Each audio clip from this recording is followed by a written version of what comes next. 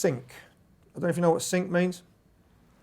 Essentially synchronization to picture, so it means music to picture.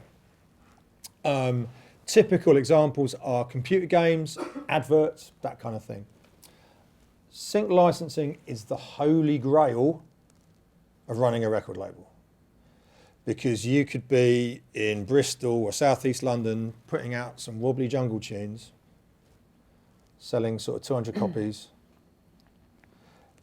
But if someone rings up and says, I really like that track, can I put it on this new Xbox game? I might give you $5,000. Happy days, right? So, this is something that we work very hard at. We've been involved in sync licensing really for, I guess, actively for the last 15, 18 years. One good example I always like to use is this game called Forza Horizon. We've been working with Xbox since 2014. I'm very fortunate that the main music supervisor there is one of my best mates, and he's a drum and bass DJ. Doesn't happen very often, but I'll take that all day long. So thankfully, Kyle Hopkins he's a huge Hospital fan, he's a great friend, he knows the catalogue so well that if he sends me an offer, I know it's going to happen. When he first said, would you like to do a radio station on Forza Horizon?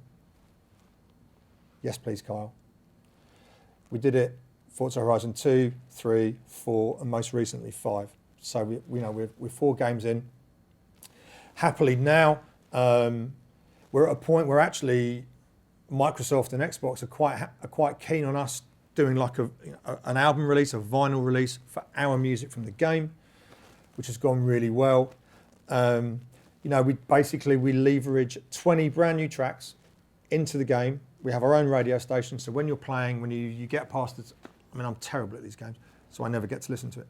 But if you're good enough, you get past a few races, and then you can access the radio stations. And you can listen to Hospital Radio, and to make it even more ridiculous, there are voiceovers from myself and Degs to make it sound like a radio station, which is even more fun, right? That involves me and him going to Soho for a couple of voiceover sessions. You imagine they deliver us, actually it was like 147 pages of script. And all the script that we have to read out is, it's like gameplay stuff. So it all relates to the game. It's not just me and him having a chat about, watching the football last week, although it sometimes is that. But it's all content relating to what's happening within the game. And we have to kind of make it sound like a kind of pirate radio drum and bass show. It's an all ages game. Of course you can't swear. You can't say the word raver because it's perceived that raver means drug taking and that 3 or 4 year olds who are playing Forza Horizon might get a bit upset. But that said, it's a fantastic project. And it's an amazing thing to be involved in terms of where it puts us and our brand in a much broader industry. The gaming industry is enormous. You think, we were just talking about how difficult it is for promoters and people in the live sector through COVID.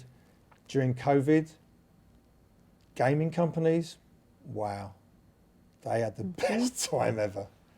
Because what were people doing? They were stuck at home and they were gaming. And that world has exploded. I don't even know if that stat is correct. 8 million unique users for Forza Horizon, it's probably more than that now. There's a huge amount of that marketplace that have no idea that we are a real company. They believe that we are simply in the game. That's an amazing audience for us to access on behalf of our artists and music. That's just one very, very positive example. We've placed music, as it says there, we've placed music with the BBC, Warner's, Adidas, EA Sports, Rockstar, you name it. A lot of the time, it's not huge amounts of money because syncing drum and bass music is very, very hard. A lot of the sync is all based out of the West Coast of America, LA. And as you might maybe imagine, a lot of people in those worlds have no idea what drum and bass is. They used to call it fast dubstep, or they call it EDM. But you just keep chipping away. And I was fortunate to be in LA in September, and one example of how you have to play the long game There's a guy I used to work with. He licensed a couple of tracks from us for an HBO TV series. Wasn't a huge amount of money, but it was a great project. That guy, Rudy, now basically works in the feature films, choosing soundtracks for Netflix. And I had a meeting at Netflix, just hanging out with my mate Rudy, and I'm playing in P Money and Winey, and he's like, dude, that track is fire. I'm like, well, put it on a film, mate. Now, that probably won't happen, but just that conversation is gold. To be in that building, it's like getting into the Pentagon trying to get into Netflix, trust me. But those relationships that you're building, that network that you're building, as I say, it's a long game, but we're not going anywhere. We're 27 years in. We've got a huge, deep catalogue that we own, and you just keep chipping away. And the thing with Sync is that Sync, they're not, they want to hear all the latest things that you're doing, but half the time they're picking something that came out in 2015 or something that came out in 92. You can never tell.